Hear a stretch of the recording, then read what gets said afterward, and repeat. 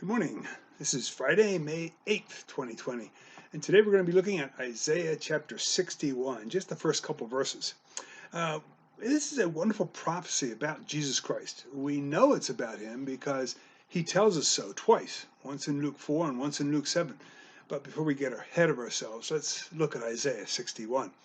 You may remember that in the last chapter, Isaiah 60, God, speaking through Isaiah, painted a glorious picture of a future kingdom that was almost impossible to imagine. When he went through it, we said that the immediate context applied to the children of Israel and their return from exile.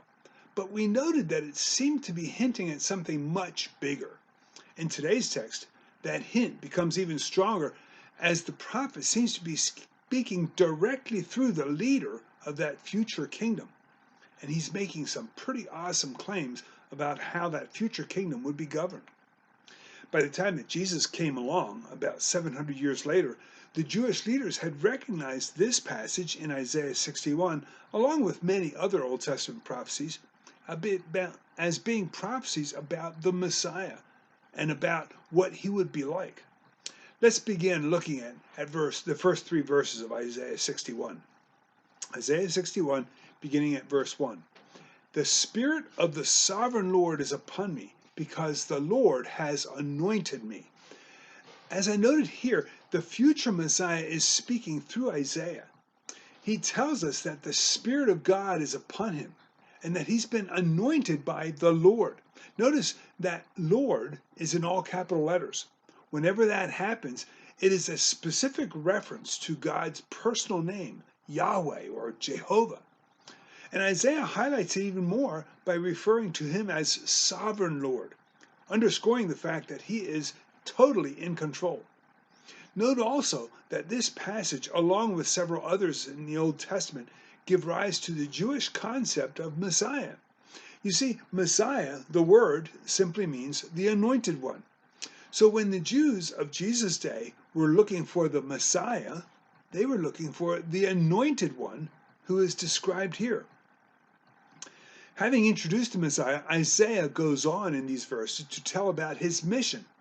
He has been anointed for a purpose, and that purpose is to, again, reading from Isaiah 61, proclaim good news to the poor, bind up the brokenhearted, to proclaim freedom to the captives, and release from darkness for the prisoners, to proclaim the year of the Lord's favor and the day of vengeance of our God, to comfort all who mourn, and to provide for those who grieve in Zion, to bestow on them a beauty instead of ashes, the oil of joy instead of mourning, and a garment of praise instead of a spirit of despair.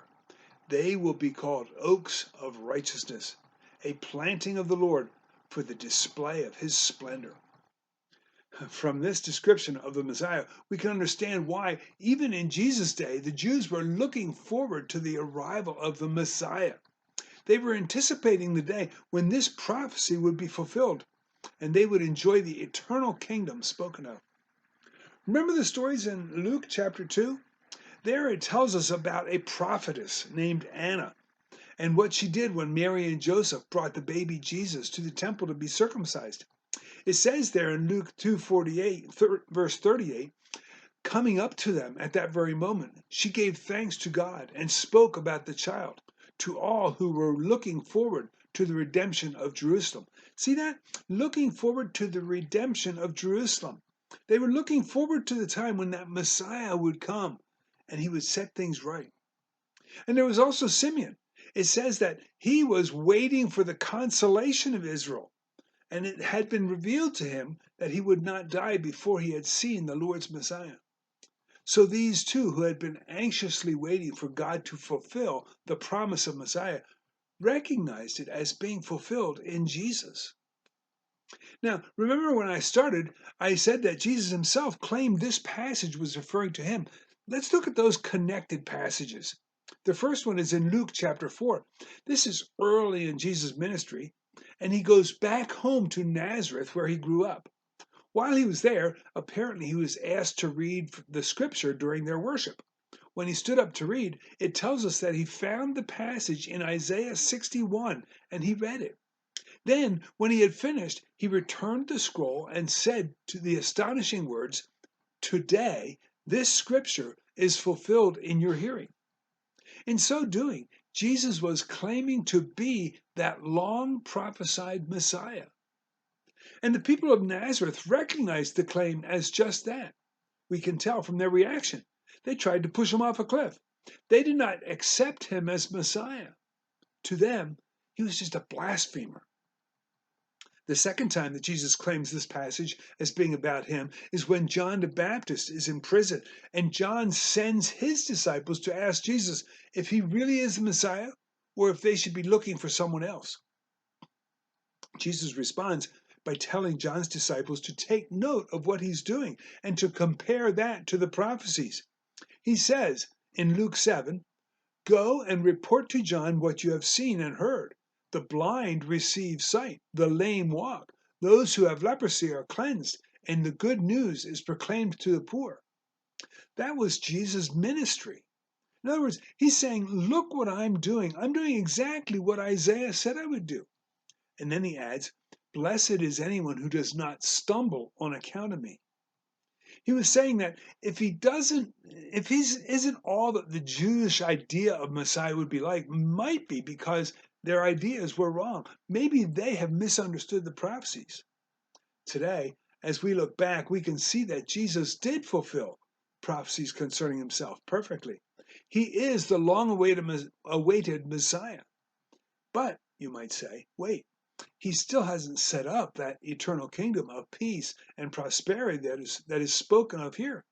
And you'd be right. Jesus did the first part. He set an example of what a righteous leader would be like. And he sent his followers out to begin laying the groundwork for that eternal kingdom. And he told them that one day he would return to finish his mission, to create that perfect kingdom that we still look forward to.